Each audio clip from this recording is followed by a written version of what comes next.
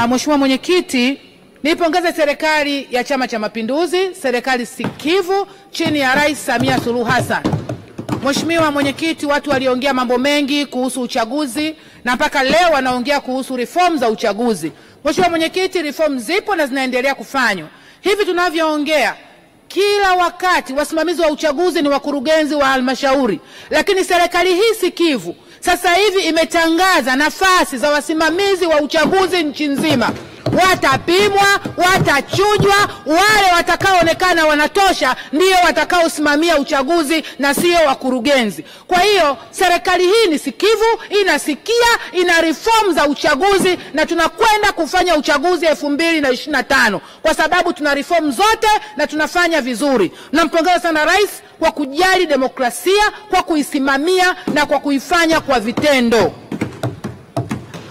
Mheshimiwa Mwenyekiti, niongee kuhusu kilimo. Sisi watu wa Tabora ni wakulima wakubwa wa zao la tumbaku.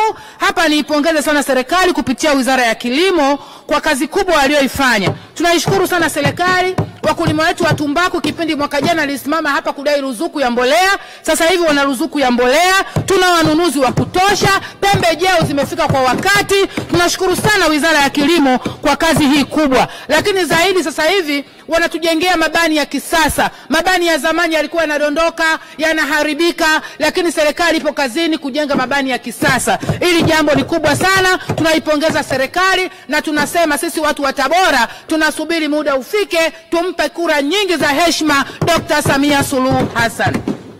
Mheshimiwa Mwenyekiti, lakini kwenye mema changamoto hazikosi. Sisi watu wa Tabora ni wakulima wakubwa wa tumbaku. Tunalima tumbaku kwa asilimia karibu 70 ya nchi hii, lakini hatuna kiwanda ndani ya mkoa wetu wa Tabora. Nimuombe sana Mheshimiwa Waziri wa Kilimo, kaka yangu Mheshimiwa Bashe unatoka Tabora. Haya ni malalamiko makubwa sana. Tunajua unakutana na watu mbalimbali, unaongea na wawekezaji mbalimbali. Tunaomba utuhakikishie tunapata kiwanda cha tumbaku Tabora. Vijana wetu wapate ajira, mama zetu wapate ajira kwa sababu tumbaku tunalima sisi. Lakini pia tutaongeza bei ya tumbaku. Angalau umepambana sasa tumbaku ni $3 kuendelea, lakini tukichakata Tabora bei itapanda kwa sababu hatutaisafirisha kwa gharama kuipeleka Morogoro. Tunakuomba sana Mheshimiwa Waziri ujitahidi tupate kiwanda cha kuchakata tumbaku katika mkoa wa Tabora.